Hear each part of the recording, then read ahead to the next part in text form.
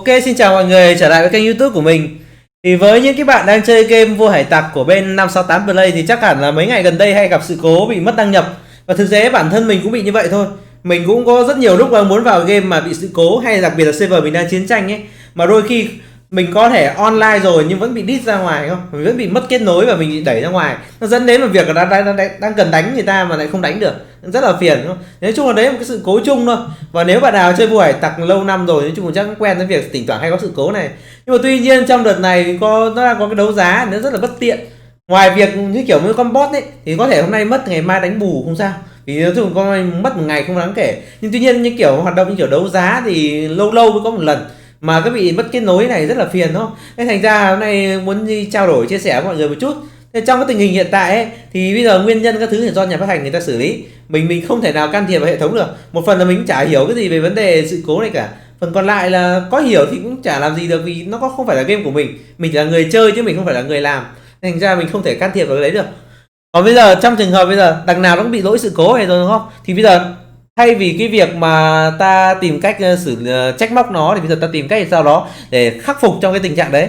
Bây giờ không thể khắc phục được cái lỗi vào rồi thì bây giờ cố gắng làm sao đó. Ví dụ như mình đang nói trong hoạt động đấu giá chẳng hạn, thay vì việc than là như kiểu bây giờ mất kết nối không đấu giá được ấy, tại sao bạn không nghĩ một cách tích cực lên? Trong cái quá trình hiện tại lỗi như thế này này, biết đâu bạn thể đấu được món với giá rẻ.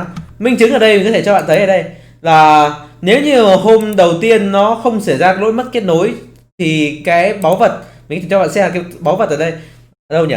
Có cái túi báu vật không nhỉ? Hình như ở đây đang lỗi luôn cả cái hiển thị à?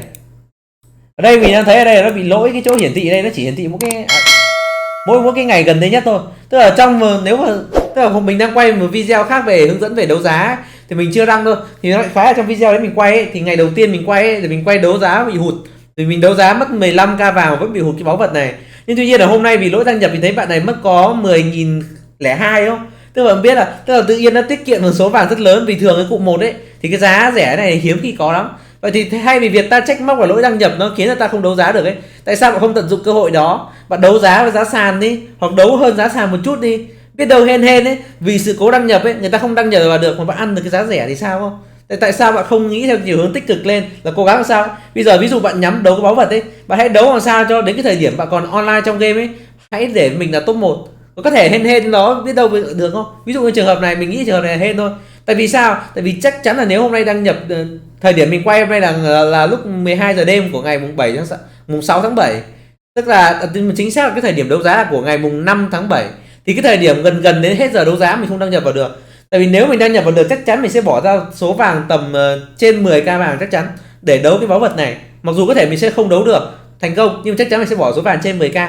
Nên thành ra chắc chắn bạn này sẽ mất nếu như mình đăng nhập được. Nhưng vì mình không đăng nhập được nên thành ra bạn đã được cái báu vật này, đúng không? Thế nên mình nói một điều đấy, là thay vì ta trách móc nó hãy cố gắng tận dụng nó, không? Tuy nhiên là đấu với giá sàn thôi, đừng có đấu giá cao quá không? Ví dụ như bạn xác định như ở cái báu vật này sẽ giá khoảng 13k vàng thì bạn chỉ đấu trong tầm 13k vàng trở xuống thôi, chứ không phải để vào đó cầu vận may là do sự cố mất đăng nhập để ăn được cái báu đấy. Chứ còn được không, cũng không nên là vì nó chỉ định 13k vàng mà cố lên tận 15 đến 20k vàng nữa, rất là phí, không? Thành ra bạn chỉ có xác định một điều đó, mà mình cũng nói trong video đấu giá mình chưa đăng, tại vì đơn giản là mình đang quay dở nó bị sự cố thứ, mình đang ngại chưa biên tập cái video đấy. Thành ra trong video mình muốn nói là tận dụng những cái gì đang có, đúng không? Để đấu làm sao, biết đâu bạn đấu được toàn giá sàn thì sao? Thì đấy là một cái điểm tích cực, chúng ta nhìn thấy những cái gì đó tích cực trong những thứ rất là tiêu cực ở đây, đúng không? Và ngoài ra bây giờ vấn đề nữa là đang có cái lỗi là đấu giá không nhận được quà, không? Hoặc có thể mình không biết thời điểm quay mình không đấu, ngày hôm nay mình không đấu thì mình không biết có nhận được quà chưa, nhưng ngày hôm qua mình thấy chưa nhận được quà, cũng như là ai đấu mà chưa được trả lại vàng, không? Thì đừng có quá bi quan như vậy. Những cái trường hợp này bạn phải cần làm gì? Đầu tiên bạn phải chụp lại cái bằng chứng, và chụp lại bằng chứng, một cái bằng chứng mà bạn đã tham gia đấu giá. Tức là khi bạn đấu giá, hoặc như mình, giống như mình hay tiện mình quay video luôn. Thì hôm qua mình đang quay cái nick mình đấu giá mình đã quay lại, thì coi như mình đã lưu video rồi. Nhưng nếu bạn không có điều kiện để quay video thì bạn cố gắng bạn chụp cái ảnh lại, để làm bằng chứng nhé. Mình cũng đã trao đổi với bạn Phê Đen là tạm thời là Mod Game tổng kiểu leader hiện tại của bên nhà phát hành, đại diện cho nhà phát hành để trao đổi với người chơi, thì mình đã trao đổi với bạn ấy rồi, thì bạn ấy bảo là không sao, cứ đấu giá đi, miễn sao có chụp lại hình là được. Nhưng thực ra chắc ăn nhất bạn nên quay video nhé, quay video làm sao mà hiển thị cả ngày tháng nhé.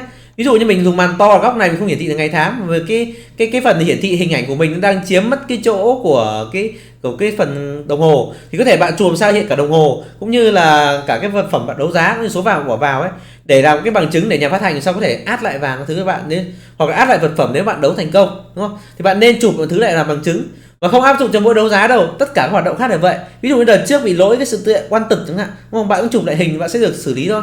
Và tương tự các cái khác cũng vậy thôi, bạn hãy luôn luôn chụp lại bằng chứng khi bạn phát hiện ra có lỗi, để cho nhà phát hành có cái cơ sở để đền lại cho bạn, chứ không để bây giờ bạn cứ bảo hôm nay em đấu giá mất 10k vàng, xong rồi người ta biết lấy ra một kiểm, thực ra người ta vẫn kiểm được thôi.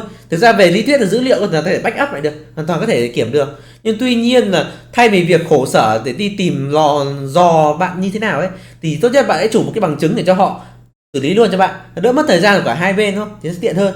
Đấy là một cái lưu ý nữa của mình để trong cái trường hợp đấy thôi. Và bây giờ nói chung sự cố lỗi thì mình không biết lỗi lúc nào, mà thường ấy những cái trường hợp lỗi này nếu kéo dài ấy, thì thường các bạn sẽ được nhận được quà bồi thường ấy.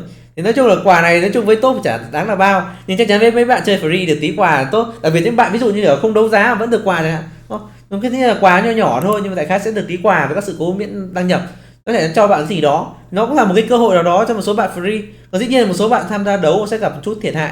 Thiệt hại ở đây là thiệt hại về ví dụ bạn đấu không vào được, xong mất được vật phẩm, đúng không? Nhưng tuy nhiên là cơ hội cho một số bạn khác đấu với giá rẻ, không? Nên thành ra mình mới nói một điều ấy là bây giờ tiêu biểu đợt này đang tiện quay là có đấu giá, hãy đấu cái vật phẩm bạn muốn với giá sàn đi, đúng không? Hãy đấu giá sàn đi, biết đâu đó bạn sẽ nhận được thì sao. Nhưng mình cũng chỉ sợ một điều, sau khi mình ra video này ai cũng đấu giá sàn ấy thì cái dấu giá sàn bị đẩy lên cao quá, thành ra bạn cứ thử vận may thôi. Vì thực ra cũng nên đặt niềm tin là không phải cái gì bạn muốn thì người khác cũng muốn, đúng không? Đôi khi có thứ giá rất rẻ, ví dụ như mình nhá, một cái danh hiệu này giả sử giá 10k vàng ấy, mình không bao giờ mình đấu. Tại vì sao? Tại vì trong cái nick của mình đã có mình đã có dư cái danh hiệu rồi, mình đã được 2 cái danh hiệu này thông qua cái hoạt động đấu trường tân thế giới rồi. Thế thành ra mình cần quá phải đấu cái này dù nó có thể giá sàn thôi. Nhưng với một bạn khác thì khác, bạn đấy chưa có thì bạn đấu được giá sàn, nó rất là cái gì đó rất là rẻ. Thì dĩ nhiên một số cái khác ví dụ như cái đồ phổ đấy thì giá sàn nó rất là đắt thì lại không khuyến khích. Nhưng đại khái đó bạn phải hình dung là không phải cái gì bạn cần người khác cũng cần, thành ra bạn cứ cố gắng đi, biết đâu vận may đến bạn đấu được cái gì đó giá rẻ sao. Tại vì về lý thuyết là những cái này nó không được tính vào tích lũy tiêu hao vàng, nhưng tuy nhiên giá trị vật phẩm thì hoàn toàn rất là cao. Và dĩ nhiên một số bạn tương tự các trường hợp ấy thì bạn cứ chụp ảnh lại đi, thì cái vàng bạn không được trả lại sẽ được trả lại thôi. Vì chắc chắn nhà phát hành sẽ phải đảm bảo quyền lợi cho các bạn, miễn sao bạn có cái bằng chứng mà bạn ấy, đơn giản bạn chụp lại cái hình thôi, chả mất gì không. Bạn chụp một tấm ảnh để bạn có bằng chứng nói chuyện người ta cho dễ, còn hơn là bạn không chụp cái ảnh gì cả, xong bạn cứ bảo hôm nay tôi mất cái này mất cái kia, nó rất là khó không? Và nói chung cái sự cố này thực sự mình rất là ức chế, tại vì và thực ra bạn cũng nên chủ động nhá. Ví dụ như cái ngày mà liên quan đấu giá, bạn xác định đấu giá bạn nên có một cái chủ động cái này, và nên sẵn sàng treo nick cả ngày đi. Tại vì sao? Tại vì đôi khi không phải lúc nào bạn, đôi khi là sự cố đăng nhập ấy mà bạn đang ở trong game đấy thì thường có những lúc bạn sẽ không bị đẩy ra đâu, có những lúc bạn sẽ bị mất kết nối bị đẩy ra ngoài, nhưng cũng có những cái lúc bạn sẽ không bị đẩy ra. Vậy thì những cái lúc bạn không bị đẩy ra nó sẽ là cái cơ hội vàng cho bạn đấu ấy, đúng không? Thay vì việc đấu bạn sẽ như kiểu kẻ thù của bạn, đối thủ muốn đấu với bạn ấy không vào được game, còn bạn đúng là game này bị mất kết nối nhưng vì không đăng nhập được, nhưng vì bạn đã ở trong game rồi ấy, thì ra bạn có thể hoàn toàn chủ động, có thể hoạt động được bình thường. Điều đấy bạn có thể dễ dàng đấu chơi người ta một vàng thôi, cũng là bạn đấu thắng rồi. Thành ra bạn cũng nên treo online. Còn dĩ nhiên thì trong trường hợp ngày hôm qua thì cái sự cố đăng nhập không ảnh hưởng đến mình, bởi vì mình online nick cả ngày, nên thành ra là nick mình không bị đẩy ra thì mình hoàn toàn có thể đấu giá các thứ bình thường, miễn là, nhưng mà thực ra hôm qua nó vào được trước khi hết đấu giá nên không có ảnh hưởng gì lắm. Nhưng đại khái giả sử hôm qua nếu có sự cố thì trong lúc đấu giá mình có thể đấu được, bởi vì mình treo nick cả ngày. Nhưng trong trường hợp ngày hôm nay thì đang chủ động treo cả ngày rồi nhưng vẫn bị đẩy ra, nên ra tùy hên xui từng lần. Nhưng mình nghĩ là bạn cứ nên thử vận may một chút đi, hãy treo nick cả ngày nếu như bạn xác định hôm đấy đấu giá, và hãy cố gắng đấu giá sàn khi bạn còn đang đăng nhập được trong game, để cố gắng làm sao đó để kiếm được cái giá rẻ nhất và tăng cái cơ hội bạn đấu giá thành công lên, đúng không? Thì đấy là một số cái chia sẻ của mình cho cái vấn đề này. Còn dĩ nhiên là mình không thể hướng dẫn bạn làm sao để fix được cái lỗi này, tại vì lỗi này là vấn đề của nhà phát hành, nó không phải lỗi của mình. Và mình chỉ là người chơi, mình không phải là cái người đi sửa game, thành ra là mình chỉ góp ý một số thứ vấn đề thôi. Và nói chung mình cứ muốn nhấn mạnh cho bạn một điều đó là mình đã hỏi qua rồi, là cái vấn đề bạn đấu giá không được không sao, bạn chỉ cần lưu lại bằng chứng thì có thể sau vụ này hoặc là có thể ngay ngày mai ngày kia gì đấy, hoặc tí mẹ báo cho bạn mốt thì người ta sẽ có trách nhiệm báo lại cho kỹ thuật viên, để sau đó nếu bạn đấu trượt trả lại vàng cho bạn, còn nếu bạn đấu thành công thì người ta sẽ áp lại vàng đấy, sẽ áp cái vật phẩm đấy cho bạn trong thời gian nhanh nhất có thể, chứ người ta không bao giờ là bạn bị mất đâu. Cái này ảnh hưởng rất nhiều người mà. Đấu giá rất nhiều người đấu giá nên người ta sẽ không dám làm phật ý mọi người đâu. Bây giờ nếu mà bây giờ mất hết mọi thứ ấy thì ai còn chơi game nữa không? Người ta thất vọng, người ta bỏ game đi, nhà phát hành mất tiền thế được cái gì đâu. Nên chắc chắn là sẽ đảm bảo quyền lợi cho bạn. Chỉ mỗi một điều kiện là bạn chủ động, bạn chụp lại cái hình bằng chứng một chút để cho mọi thứ nó nhanh gọn không. Bởi vì ví dụ nếu bạn không chụp lại, ví dụ mình thấy như hôm nay này, hiện tại thời điểm mình quay này nó không lưu lịch sử của ngày hôm trước, nên thành ra lấy cái gì bằng chứng cho bạn ngày hôm trước không? Bây giờ bị ấn đến đây trang 1, mình rõ ràng hôm trước mình nhớ báu vật mình đấu thua và có bạn bên F3 đấu thành công, đúng không? Thì rõ ràng như thế mà đây không hiển thị, thành ra bạn nên chụp ảnh chủ động ngay cái ngày hôm đấy, ngay lúc bạn gặp ra sự cố, ngay cái lúc đầu tiên bạn nhảy vào được, bạn chụp luôn cho mình cái để lấy cái bằng chứng ấy, và bạn báo đội mốt nhé, đội mốt rất nhiều, hoặc là bạn báo lên cái page của một game vua hải tặc ấy, bạn báo đấy người ta sẽ xử lý cho bạn thôi. Và dĩ nhiên là không thể đòi hỏi xử lý ngay lập tức được thôi, người ta phải đi tìm nguyên nhân này nọ, và nói chung là game nói chung là nó cùi thì mình đấy là điều ai cũng biết rồi. Nếu mà game nó thành công mỹ mãn thì có những cái lỗi game mãi mãi không sửa được mà, thành ra bạn biết là chất lượng hạn chế. Nhưng tuy nhiên mấy thứ át vàng hay át thực phẩm người ta hoàn toàn thể làm được, nên bạn không phải lo thiệt hại đâu. Bạn cứ đấu giá đi và cố gắng làm sao đấy, hãy làm như mình nói ấy, cố gắng online cả ngày và đấu giá sàn đi, kỳ vận may đi, đúng không? Còn cái việc bạn online cả ngày có bị đẩy ra hay không thì kệ nó, biết đâu bạn không bị đẩy ra và game bị mất kết nối tiếp thì sao, không? Thì bạn sẽ có cái lợi thế. Hãy biến những cái gì đó tưởng chừng là một cái bất lợi trở thành những cái thứ gì nó lại có lợi cho mình, không? Đấy là một cái dối mình gợi ý cho bạn thôi. Còn thực ra đến thời điểm mình quay cái video đấy, thực ra mình chưa đấu được cái món gì cho người công hội mình cả. Mình cũng là thằng đấu thua thôi, nhưng ít nhất mình đang nói vấn đề cơ hội cho mọi người thôi.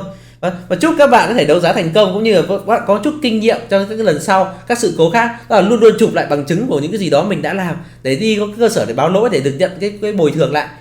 Còn nếu sự kiện này có tiếp tục còn lỗi đăng nhập kéo dài thì bạn sẽ có được cái quà đền bù thôi. Còn dĩ nhiên mình không khẳng định là sẽ có, vì mình không biết nó kéo dài hay không. Nhưng nếu nó kéo trong thời gian đủ dài và đủ cái mức độ ảnh hưởng ấy thì chắc chắn bạn sẽ có cái quà bồi thường. Nhưng mà cái quà bồi thường đấy thì ai cũng sẽ có thôi, thành ra thì nó cũng chỉ là chút động viên thôi, cũng không nên kỳ vọng quá nhiều vào quà bồi thường nhé.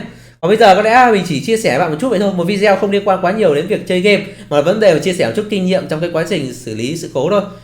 Và có lẽ bây giờ mình xin chào, hẹn gặp lại các bạn trong video sau nhé. Chúc các bạn đấu giá thành công, đúng không? Và nếu bạn nào ủng hộ mình có thể like, như đăng ký kênh hay chia sẻ kênh hay donate cho mình, hoặc tham gia hội viên ở trên kênh YouTube của mình, đúng không? Bây giờ xin chào, hẹn gặp lại các bạn trong các video sau nhé. Xin chào các bạn nhé.